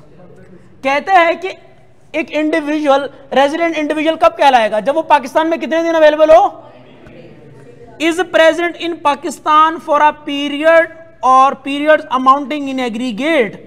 इन एग्रीगेट का मतलब क्या होता है? सपोज करें जनवरी फेब पाकिस्तान में गुजारा, मार्च में चला गया बाहर, फिर अप्रैल में आया, फिर बाहर चला गया, फिर आया और फिर चला गया। उसने साल में एक साथ 183 दिन या 183 डेज पाकिस्तान में नहीं गुजारे, बल्कि टुकड़ों टुकड़ों में गुजारे हैं। तो क्या मुझे कंबाइन करके देखना पड़ेगा या ये देखना पड़ेगा एक लाइन में रहे? एग्रीगेट में देखना पड़ेगा, कंबाइन करके देखना पड़ेगा। मार्च अप्रैल अगर वो बाहर रहा है तो कोई मसला नहीं है, जनवरी फेब पाकिस्तान में रहा है और उसके बाद अगर मई में आ गया, जून में आ गया तो वो काउंट करूंगा, अगस्त सितंबर में रहा है तो वो काउंट करूंगा, दिसंबर की छुट्टियों में अगर वो पाकिस्तान से बाहर चला गया तो वो काउंट नहीं करूंगा। एग्रीगेट में देखना है कि उसने 183 दिन पाकिस्तान में गुजारे हैं या नहीं गुजारे। तो ये बात समझ आ रही है? कहते हैं कि अगर वो एम्प्लॉय है फेडरल गवर्नमेंट का या प्रोविंशियल गवर्नमेंट का, क्या वो रेजिडेंट कहलाएगा? क्योंकि फेडरल गवर्नमेंट और प्रोविंशियल गवर्नमेंट का काम पाकिस्तान के अंदर ही है, तो इनका जो एम्प्लॉय है वो तो रेजिडेंट कहलाएगा। लेकिन मसला ये नहीं है, मसला ये है कि अगर इस बंदे को बाहर भी कहीं पे पोस्ट कर दिया जाए, बाहर किसी को पोस्ट किया जाता है, बताएं मुझे। हाँ, क्या नाम है? एम्बेसडर्स, ठीक है। तो एम्बेसडर्स जो होते हैं ये बाहर होते हैं, पूरा साल बाहर रहते हैं। अब पाकिस्तान में तो नहीं आते 183 डेज, लेकिन क्योंकि ये एम्प्लॉय होते हैं किसके? फेडरल गवर्नमेंट के, तो इस वजह से फिर ये रेजिडेंट कहलाते हैं। चाहे ये एक दिन भी पाकिस्तान ना आए, ये रेजिडेंट कहलाएंगे। क्यों? क्योंकि ये किसकी पेरोल पे हैं? पेरोल का मतलब किसकी तनख्वाह लेते हैं? ये लेते हैं फेडरल गवर्नमेंट की तनख्वाह, ये लेते हैं प्रोविंशियल गवर्नमेंट की तनख्वाह। तो अगर कोई ऐसे लोग हैं जो एम्प्लॉय हैं किसी फेडरल गवर्नमेंट के या है प्रोविंशियल गवर्नमेंट के, चाहे ये पाकिस्तान में एक दिन भी ना आए, ये पाकिस्तान के क्या होंगे? लानत है आपकी शक्ल पे, रिहायशी नहीं होंगे, रेजिडेंट होंगे, ठीक है। नहीं एक बात नहीं है ना, फ़र्क है। चलें, ये 2 बातें आप लोगों ने पढ़ ली हैं। चलें, अल्लाह हाफिज़, बाकी की बात कल करेंगे। ये बातें जो पढ़ाएंगे पढ़ के आइएगा, रीड करके आइएगा, ठीक है। फॉर ग्रांटेड नहीं लिया करें इनको। चलें, ऑनलाइन वाले हजरात क्या सब साथ है?